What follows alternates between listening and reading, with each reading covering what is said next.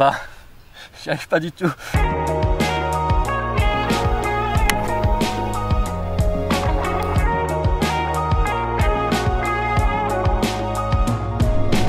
Salut tout le monde, aujourd'hui c'est de nouveau une vidéo avec le DJI FPV. On va refaire du FPV. Ça fait 3 mois que j'ai pas fait de FPV, ça m'a manqué de ouf. On va parler pourquoi effectivement c'était aussi galère. Je vais vous parler aussi d'un nouveau drone qui est sorti et qui est idéal pour les débutants, donc restez bien jusqu'à la fin de la vidéo. J'ai une lunette qui tombe, c'est toujours un plaisir. Mais on va commencer par un petit vol parce que là j'ai quand même bien envie et on se retrouve juste après. Ouais, le FPV c'est une passion, c'est aussi des contraintes. On va en parler, mais pour l'instant je vous laisse profiter une petite minute. Mon premier vol après 2 mois de pause, ça m'avait bien manqué. Bon allez, je suis prêt à voler.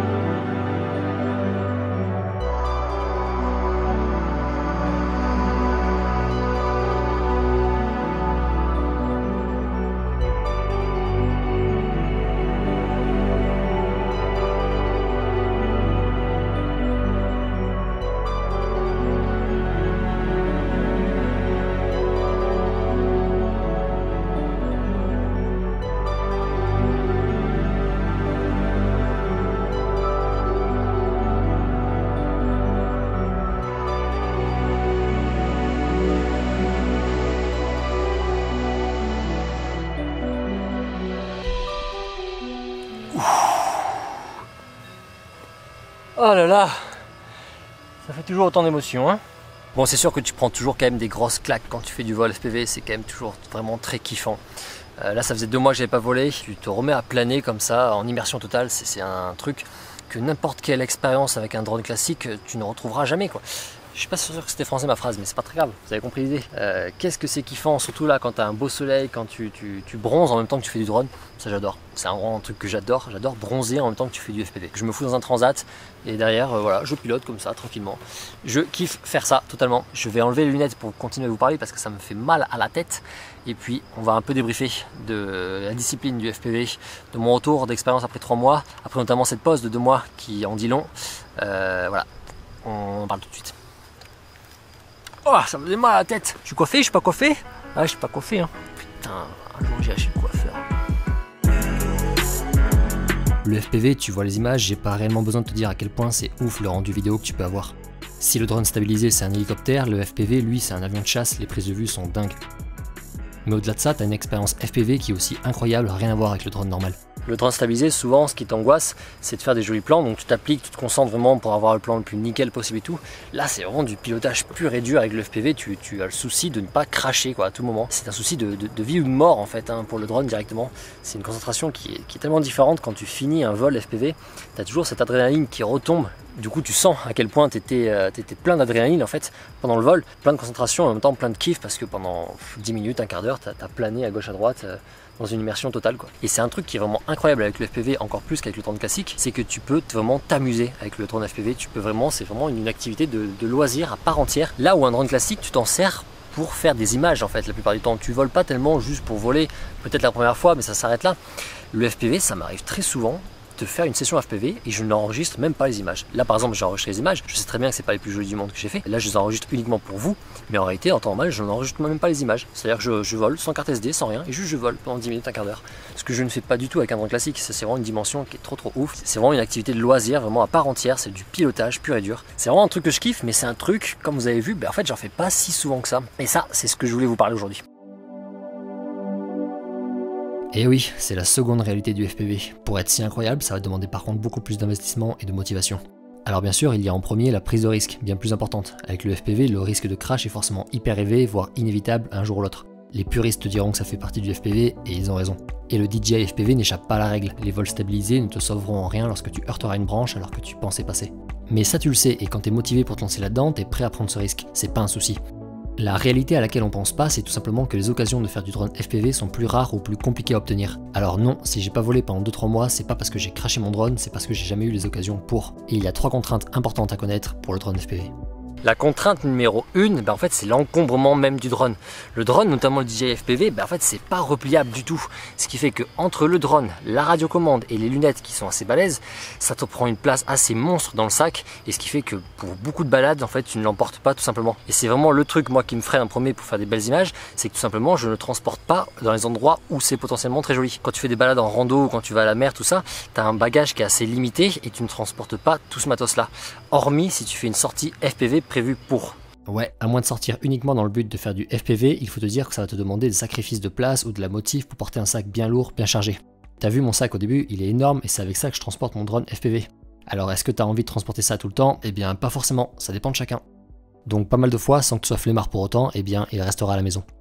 La contrainte numéro 2, elle est liée à l'état d'esprit quand tu fais du drone FPV. C'est un loisir, le drone FPV, qui demande énormément de motivation et de concentration. Tout simplement parce que comme il n'est pas stabilisé, c'est beaucoup plus compliqué que du drone classique. C'est mon ressenti, mais faire du drone FPV, ça ne s'improvise pas du tout. Effectivement, ça m'est arrivé quelques fois à certains endroits de préférer sortir le R2S plutôt que le FPV, car je connaissais pas le lieu, ou alors notamment en bord de mer, il y avait toujours du monde. Et comme le but du FPV c'est de faire des plans en rase-mode, c'est tout de suite problématique. Tu vas devoir voler près d'eux, c'est tout simplement interdit et mal poli au possible. Quand t'es débutant, ne pas connaître les lieux, ça ne te met pas en confiance pour voler. Le repérage en FPV, c'est très important. C'est comme pour un pilote de course. Sur ce plan, je passe très bien maintenant car c'est proche de mon lieu de résidence. Et donc à force, je connais bien le tracé sous les arbres. Mais ça m'a demandé plusieurs tentatives, luxe dont tu ne disposes pas quand tu es en rando loin de chez toi. Donc c'est un truc de plus qui fait que même une fois sur place, des fois tu te sens pas vraiment de faire du drone FPV, tu préféreras sortir plutôt le drone normal. Il y a une troisième contrainte, mais avant, est-ce qu'on se refait pas un petit vol FPV là? Si, allez c'est parti.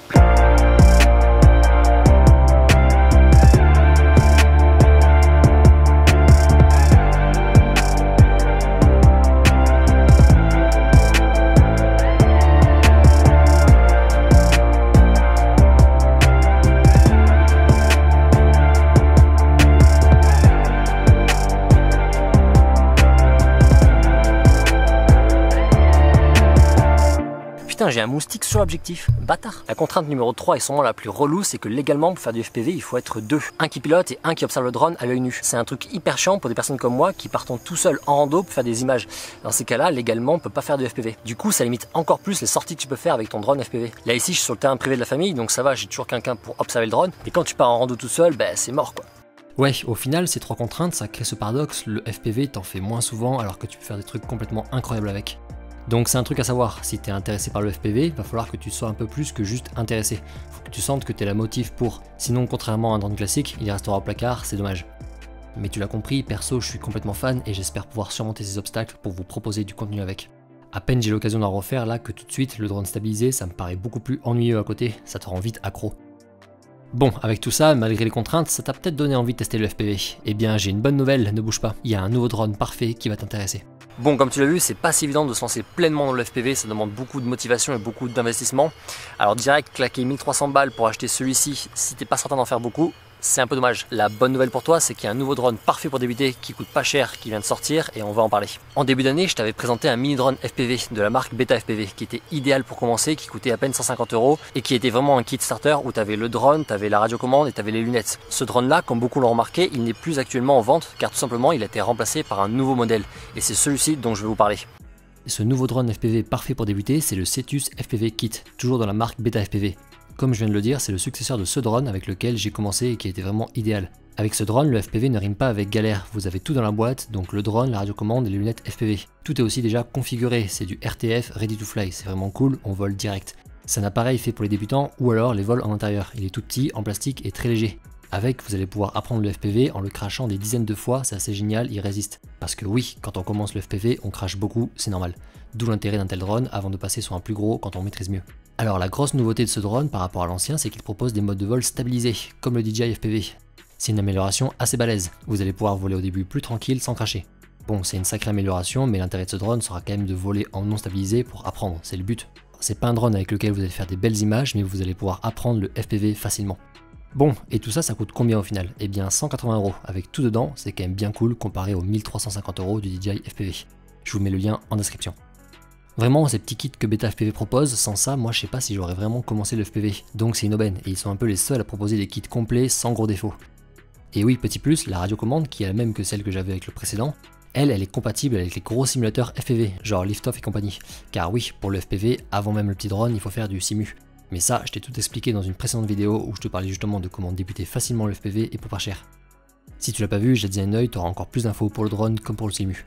Pareil, je te mets le lien en description, avec aussi celui de la vidéo de Gauthier Veltri qui a eu le drone et qui a pu le tester.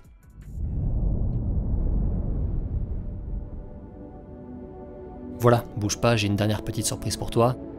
Toute cette vidéo m'a fait grave plaisir, le FPV ça m'a fait bien manquer, ça a été une journée géniale. Et ouais, après tous mes facecam au tournage, eh bien le soleil est un peu tombé, donc bon. Je crois que je vous ai dit que j'aimais bien faire du drone posé sur un transat. Allez. Merci d'avoir regardé cette vidéo, j'espère que ça vous a plu. Je vous laisse kiffer avec moi des dernières lignes, et je vous dis à la prochaine. Ciao.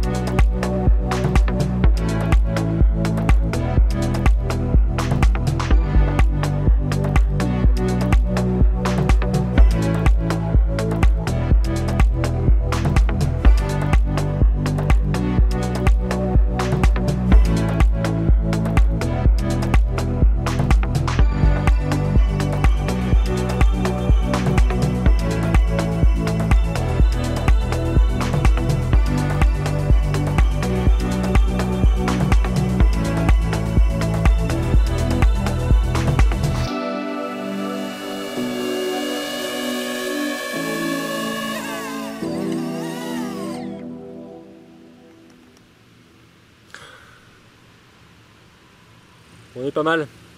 On est franchement pas mal.